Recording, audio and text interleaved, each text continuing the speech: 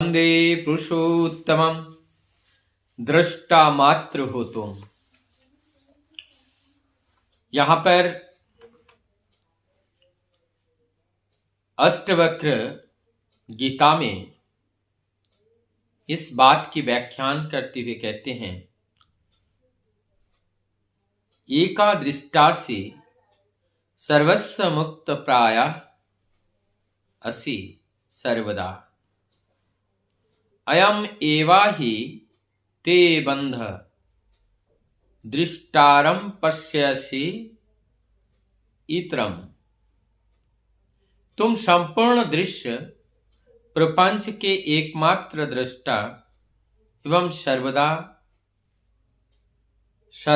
सर्वथा मुक्त ही हो। यहां पर जो दृष्टा के बारे में दृष्टा बताया गया कि तुम दृष्टा ही हो, श्री कहते हैं कि दृष्टा सर्वदा मुक्त है, किसी बंधन में नहीं है। आगे क्या कहते हैं, तुम्हारा बंधन यही है कि तुम दृष्टा को अपनी पृथक समझते हो। बंधन का जो मूल कारण है कि दृष्टा को अलग समझ लेते हैं, और दृष्टा को अलग समझने से, दृष्टा को जब अलग समझ लेते हैं तब हम बंधन में पड़ जाते हैं। अब इसको कैसे समझे? दृष्टा और दृश्य के बारे में इससे पहले भी हम लोगों ने डिस्कस कर चुके हैं। आज एक बात बताऊं, निरंतर मैं स्वयं एक प्रयास करता हूं परम दयाल की जो बातें हैं वो बात नई नहीं है। किस तरह से उसी बात को हमारे श्रीमद् भागवत में, गीता जी में, पुराण में, वेदों में किस तरह से उल्लेखित है, उस चीज को जानने का प्रयास करते हैं। आज यहां पर जिस बात की चर्चा अभी शुरू कर रहा हूं, कहते हैं कि दृष्टा मात्र हो तुम। ये दृष्टा ही है और कुछ नहीं है। कारण यहां पर एक सीधी सिंपल बात हम बताएं, दृष्टा को क्यों कहा गया?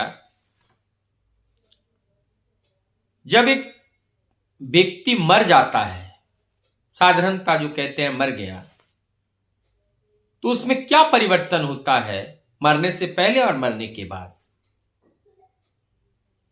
उनका वही हाथ, वही प्यार, वही आंख, सब कुछ रहता है।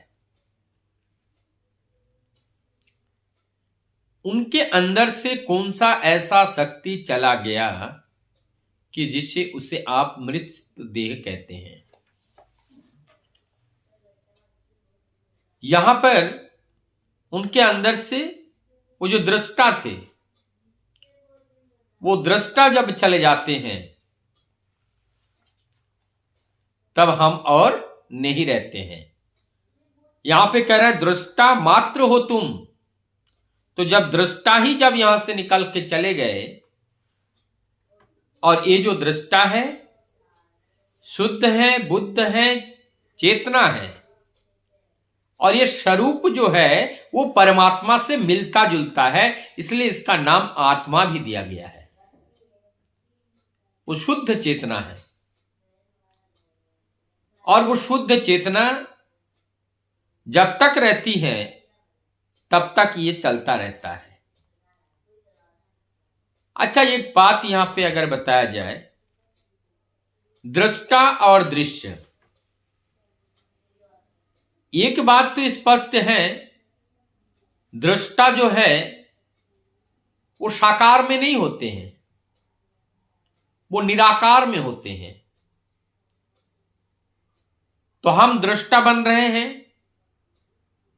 हम दृष्टा बन रहे हैं, ये केवल और केवल जो हमारा देह है,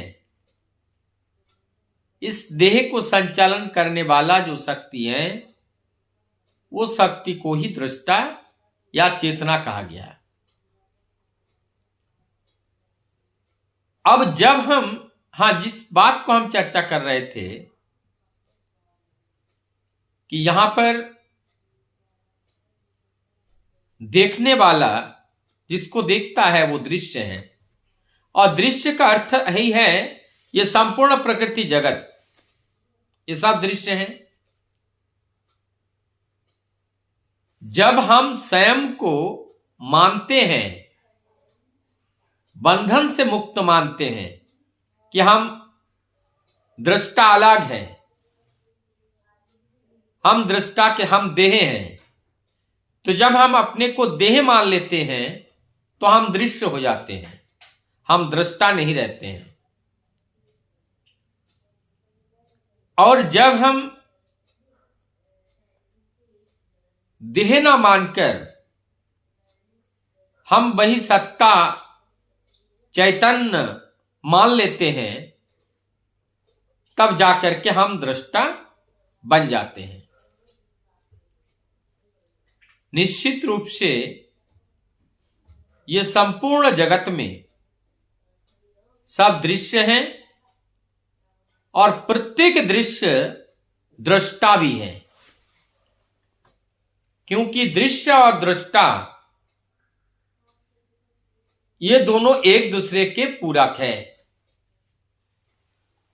जैसे भक्त और भगवान का, और दृश्य और दृष्टा का। दृष्टा ही ना रहे तो प्रकृति पता कैसे चलेगा? देखने वाला ही ना रहे, जानने वाला ही ना रहे, तो इस सिद्धांत से यहां पे द्वैत को अच्छी तरह से समझाते हैं कि यहां पे दो चीज है, एक दृष्टा है, एक दृश्य है। हमारी जीवन की सारी समस्याएं तब खत्म होती हैं जब हम समझ लेते हैं कि मैं दृष्टा हूं, मेरा शरीर से कोई लेना देना नहीं है। मैं दृष्टा हूं, मेरा शरीर से लेना देना नहीं है। तब जीते जी हमारा शरीर का बंधन से हम मुक्त हो जाते हैं, और यही वास्तव में मुक्त है। संसार में जो रिश्ता है, हमारा सामाजिक जो रिश्ता है, घर का रिश्ता है, पति पत्नी का, बाप बेटे का, भाई भाई का, समाज का, तो रिश्ता जो है वास्तव में वो रिश्ता हमारे देह का है, वो दृष्टा के साथ रिश्ता नहीं है।